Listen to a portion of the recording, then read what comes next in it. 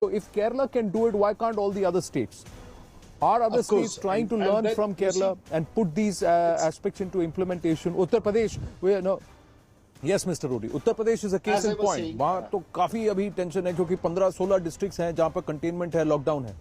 जी. देखिए उत्तर प्रदेश दुनिया में अगर अपने आप में देश होता तो दुनिया का it would have been the 6th largest nation in the world with a population of around 230 million to 240 million.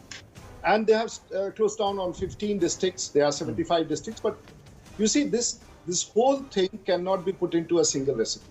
It's a combination of things. It's a world experience, what the world has seen, what we saw in Wuhan, what we saw in Korea, what we saw in other places across the world, what we saw in Germany. It was testing, it was tracking, it was isolation, it was crowd distancing, it was separation, it was family watch, it was treatment, it was isolation, it was lockdown by the districts, the health officials. It's been an experiment. It cannot be called an experiment. It's been an exercise, and it's an everyday learning exercise. But at the end of the day, we must admit a fact that today we have some around 5,000 identified cases. About more than 300 have got cured and 160 odd deaths have taken place. If we compare it to the world, India has done fantastic. But that's not the point to stop and say that we have achieved it. We have not yet achieved it. The challenge is there. And this has to be contained.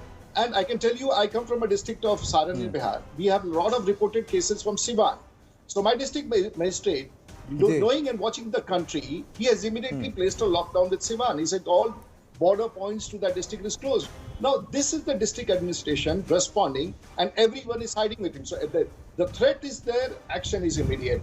And there is and fantastic with Kerala, because it was the first case was reported in Kerala on 30th of January. Till date, 300 cases, but only death is 4. This is phenomenal. Yes. Dilwara experiment, which is called ruthless containment, has become a word.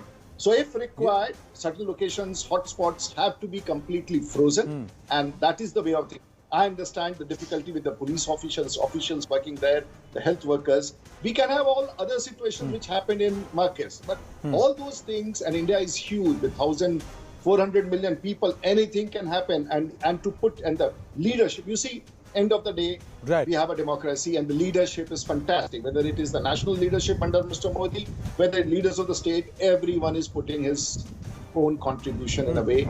And they are doing phenomenal. The officers concerned are doing phenomenal. The media is doing wonderful. Absolutely. And the people like us who are participatory, we are also doing it in a small bit. Political parties, political activists, NGOs, social workers, and all those who step out under a permission name, and all those who go out for caring.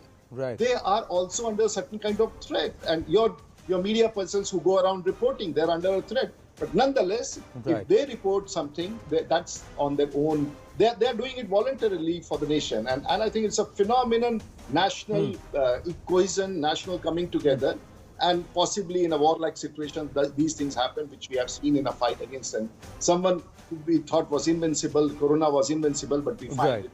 You know, Mr. Rudy, one of the things. Mr. Rudy, I'm going to bring in Mr. Yashovardhan Azad on this note and then come back to you and also bring in Akriti here.